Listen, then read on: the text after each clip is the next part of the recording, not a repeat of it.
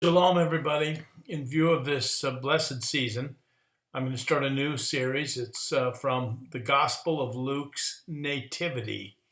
And this will be session 1, and it's called The First Glimmer of Light. Luke's Nativity, Part 1.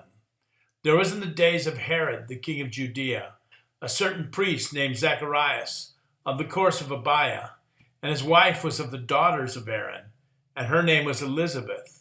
And they were both righteous before God, walking in all the commandments and ordinance of the Lord blameless. And they had no child, because that Elizabeth was barren, and they both were now well stricken in years. And it came to pass that while he executed the priest's office before God, in the order of his course, according to the custom of the priest's office, his lot was to burn incense when he went into the temple of the Lord. And the whole multitude of the people were praying without at the time of incense. Luke 1, 5 through 10. Now it had been 400 long years since there had been a word from God given to Israel through a Hebrew prophet. The congregation had the Torah, the prophets, and the law, but God had not spoken to them through any prophet for 400 years. In that long silence, the holy nation had been racked with sufferings under the various Gentile rulers, such as the Ptolemies and the Seleucids, and they had changed hands between these kings of the north and kings of the south, time and again. Eventually, the suffering reached a crescendo under Antiochus Epiphanes, the Syrian madman who tried to extinguish Judaism entirely, forcing reverse circumcisions, killing the parents of any who would dare circumcise or keep the Sabbath, destroying holy scrolls, and breaking up holy worship. In that time there were also bright spots, such as the rise of the Maccabees, the war to overthrow the Syrians, and the reconsecration of the defiled temple, memorialized in the miracle of Hanukkah. But eventually the Romans entered and began to exercise their smothering statecraft over the land once ruled by David and Solomon. But a glimmer of light came about when an old priest was called up by lot to perform his priestly duty along with the rest of his priestly course. This priest, Zachariah, had married Elizabeth, a direct descendant of Aaron, but they were childless and in their old age. A priest could live his whole life without ever being called to minister in the temple, so this was already quite an amazing experience. Zechariah and the rest of his course would show up in the temple on the day appointed, well before sunrise, and under the direction of permanent priests, they would make a torchlit inspection of the temple worship area. The company of priests would then assemble for the casting of 4 lots to determine priestly function.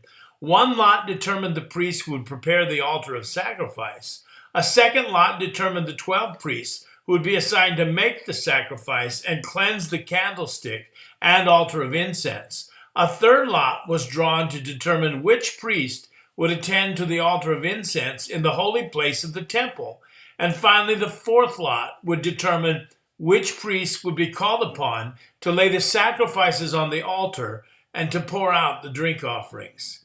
Now, Zechariah was chosen by lot to go into the holy place of the temple and offer the incense at the altar of incense directly before the ark, which was behind the curtain in the Holy of Holies.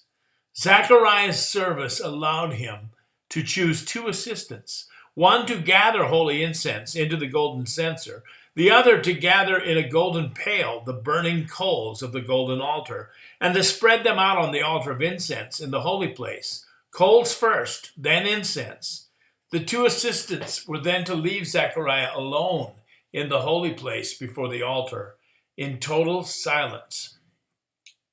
Alfred Hinischheim reports, "It is this most solemn period when throughout the vast temple buildings, deep silence rested on the worshiping multitude, while within the sanctuary itself, the priests laid the incense on the golden altar, and the cloud of odors rose up before the Lord, which serves as the image of heavenly things in this description.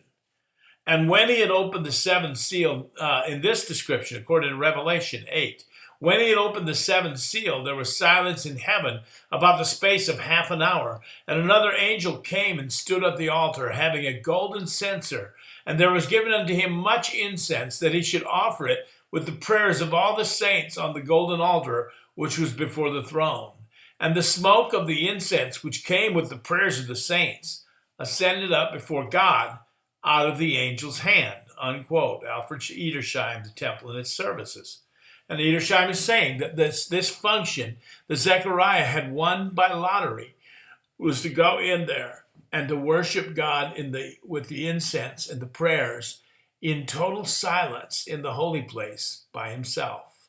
Now outside, the rest of the priests and the multitude of temple worshipers and pilgrims who had come to attend the daily service would wait in awesome silence. There were no songs at this point, only silence, as Zechariah waited for the signal to commence the prayers.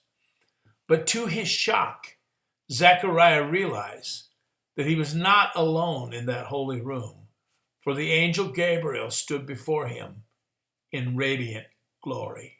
More to come.